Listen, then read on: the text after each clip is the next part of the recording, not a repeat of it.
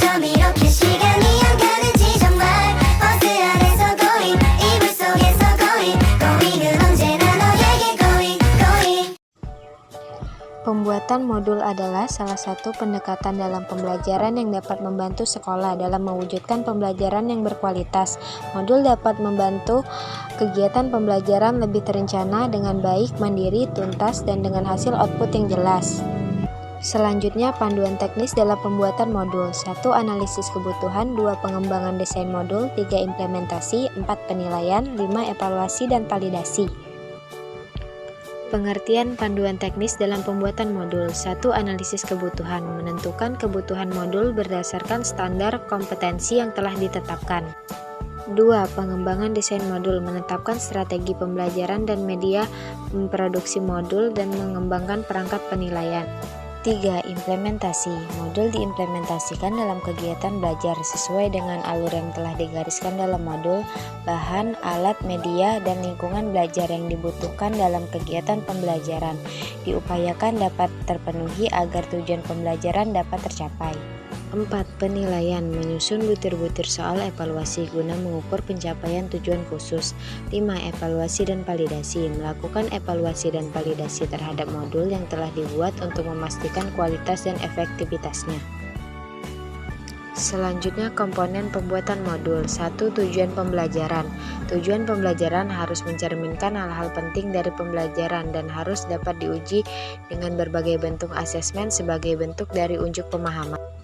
2. Langkah pembelajaran. Langkah mencakup media pembelajaran yang akan digunakan, asesmen serta informasi dan referensi belajar lainnya yang dapat membantu guru dalam melaksanakan pembelajaran.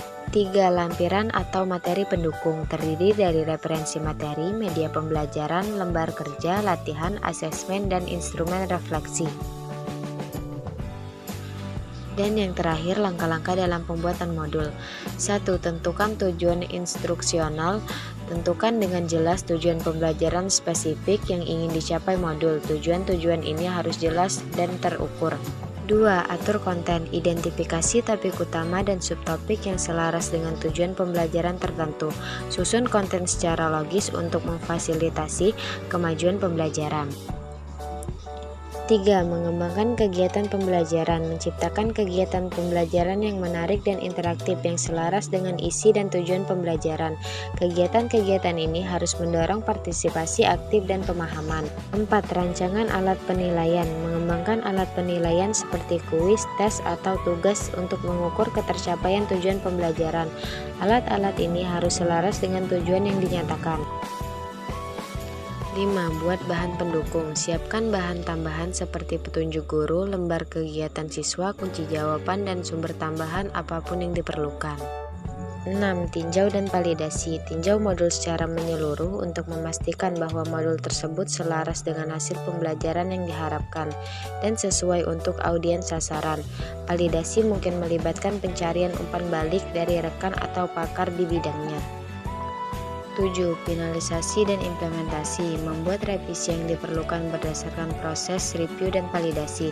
Setelah modul selesai, modul dapat diimplementasikan di lingkungan pembelajaran.